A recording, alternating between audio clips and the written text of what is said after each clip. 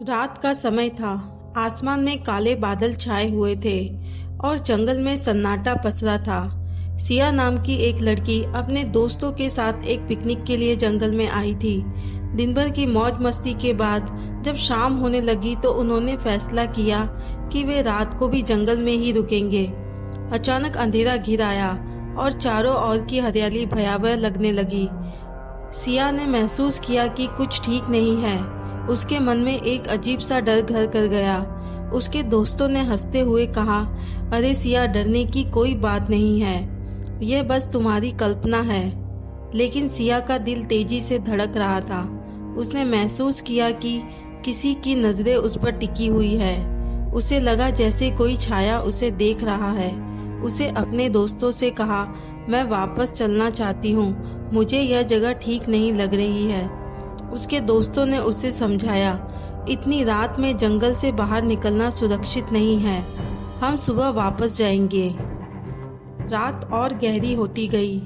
सिया ने एक बार फिर महसूस किया कि कोई उसके आसपास है। अचानक उसे लगा कि किसी ने उसके कंधे पर हाथ रखा।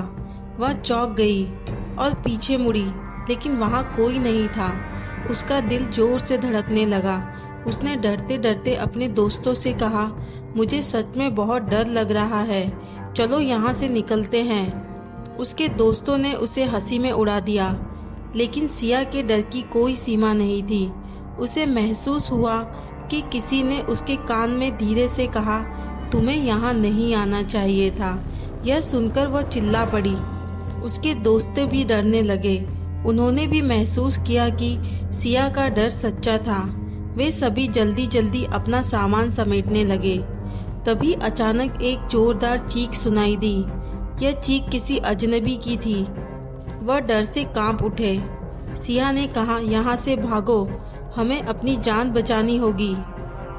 सिया ने महसूस किया कि कोई उसका पीछा कर रहा है। वो बेतहाशा भाग रही थी। अचानक वो एक गड्ढे में गिर गई। उसके दोस्तों ने उसे बाहर निकालने की कोशिश की, लेकिन गड्ढा गहरा था।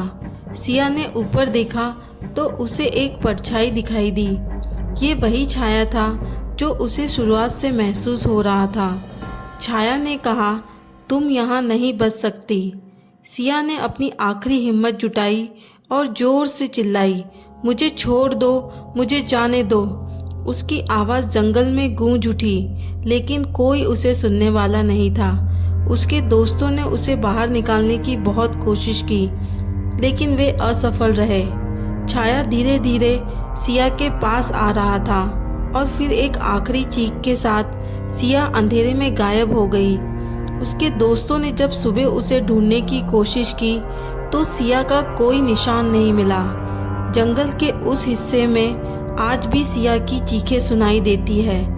कहते हैं कि वो छाया अब भी उस जंगल में भटकता है, नए शिकार की तलाश में। लोग कहते हैं कि जो भी उस जंगल में रात को जाता है उसे सिया की डरावनी कहानी सुनाई देती है और वो कभी वापस नहीं लौटता।